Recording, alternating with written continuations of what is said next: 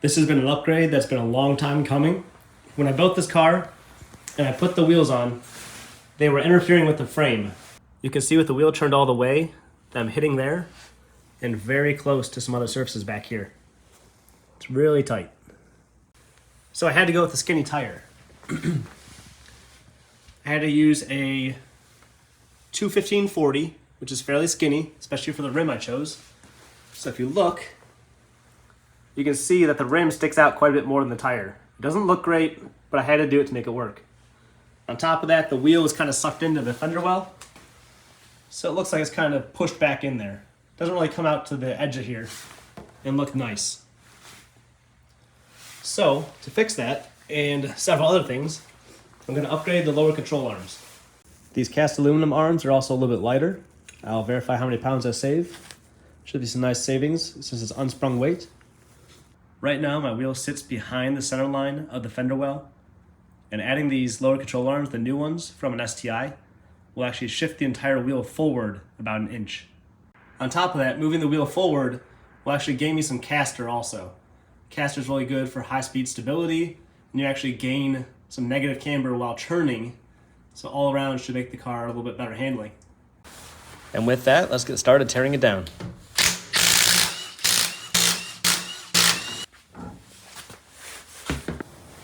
So here's my current lower control arm in black. I'm gonna have to drill out all these rivets to remove this aluminum panel so I can get that old one out. Drilling out the rivets isn't hard as long as you drill straight. If you get crooked at all, it'll make it a lot more difficult, so just go slow, keep it straight, and they should pop open. The panel is siliconed on, so I have to go around and break the steel around all the edges.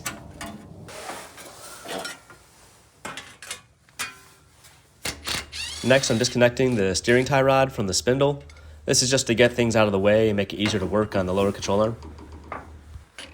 And now I'm just disconnecting anything that's attached to the lower control arm, like the coilover and the ball joint, the mounts in the back of the car, anything I need to do to get the arm free.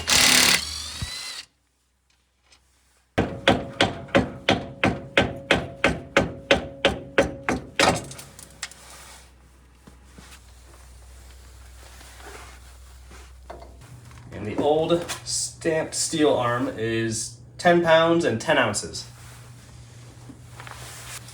We have the new cast aluminum arm. I'm hoping it comes in a little bit lighter. We have 9 pounds and 1 ounce. So about 1 pound and 9 ounces lighter, 1.5 pounds. I'm already noticing a couple problems with the swap. One, this big bracket on the back is backwards. So I'll probably have to flip this bracket with this one. Just swap them out. And I have nowhere to attach the shock to anywhere in here.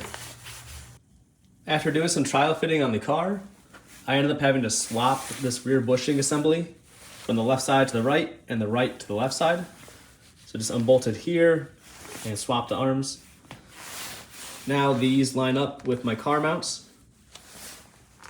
And then I also had to swap a part off. This is a factory 5 supplied bracket that I had on my old arm.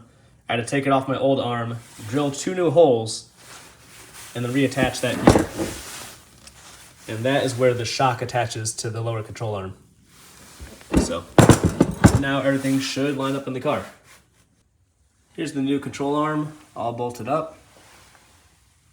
Those 2 mounts back there bolted up in the same spot as the other arms, so it's hard to tell if those have really changed much. The big difference should be that this ball joint is about 1 inch forward in the car. But again, kind of hard to tell. I'll probably have to put the tire on and set the car down to see if it's shifted forward at all. I have my wheel at full lock. And at first glance, it looks like I'm still contacting that panel. So I'm not quite sure why I didn't move further away from it. While doing the passenger side arm, I realized that I put one of the brackets on upside down. It's this silver Z-shaped bushing in the back. And I thought that this arm was the same length as the arm over there, but one of them is about 8 millimeters longer. So I had to take this off and flip it around 180. So that the longer arm is back here. The longer arm here will push the wheel forward a little bit more in the wheel well. So I think I might have just gained a little more clearance. I'm gonna recheck my center line. After flipping that bracket, it looks like I did move forward even a little bit more, which is good. So yeah, I might be forward in the wheel well almost an inch would be my guess. At least 3/4 of an inch. So quite a big move for the front wheel. I like it. And look at that, with 10 millimeters of spacers, I have clearance all the way around the wheel. I'm not rubbing on the aluminum wall back here anymore. 10 millimeters seems to be the ticket. I got my 10 millimeter wheel spacers in, and they're just thick enough that I need to replace these wheel studs with longer ones. So I also bought some longer studs. It's time to hammer these out, put these in, and gap the wheels correctly.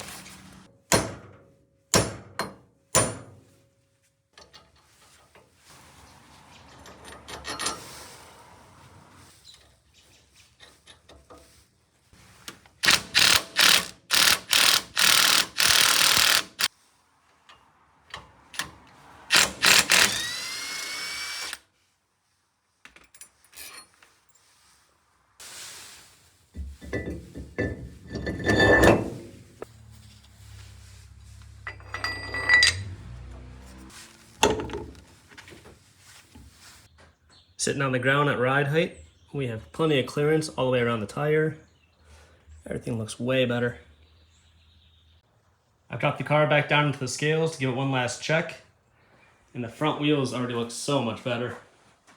They come out almost to the edge of the fender. Loving the look of this. With the 10 millimeter spacers on the front wheels and the 5 millimeter spacers on the rear wheels and everything set up, looks like I'm still pretty close. My diagonal and cross are 49.7 versus 50.3. But I'm gonna raise the rear right just a hair and try and get this closer to 50-50. And after that small tweak, I'm right near 50-50 for diagonal and cross. So I'm very happy with this. Everything looks great. I've got the ride height gauges under the car. On the driver's side, we're running about 4.5, just shy of that. And the right side, the passenger side, this is the tallest corner. We have about 5.25, so 3/4 of an inch taller on the passenger right wheel. Sorry, passenger rear wheel. And just over 5 over here. So the car does ride almost 3/4 of an inch higher on the passenger side. But for the life of me, the car does not look crooked or anything weird. That sounds like a crazy measurement. But with me in the car, that's how the car is perfectly balanced diagonal and cross. So I guess that's why I did it in the first place. When I originally had the car equal all 4 corners, it was terribly balanced.